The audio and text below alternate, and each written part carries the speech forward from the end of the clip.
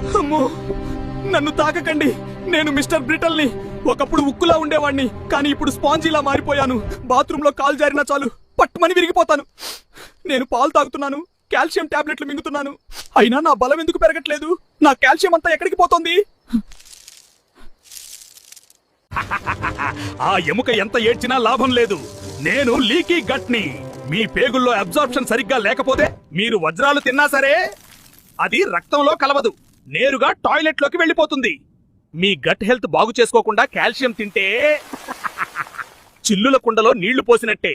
నేను మీ కాల్షియం ని ready, cement ఇటుకలు అన్ని తెచ్చాను.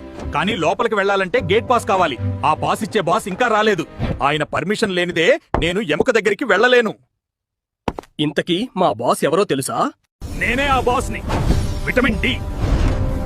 రక్తంలో నా లెవెల్ 60 నుండి 100 మధ్యలో ఉంటేనే ఆ కాల్షియం ఎముకలకు చేరుతుంది. లేకపోతే అది ఎక్కడో పేరుకుపోయి కిడ్నీలో రాళ్లుగా మారుతుంది. ఎముకలు ఉక్కులా మారాలంటే ముందు నన్ను చెక్ చేసుకోండి. సూర్యుడిని చూసి చాలా రోజులైంది కదా, అందుకే మీ ఎముకలు ఏడుస్తున్నాయి.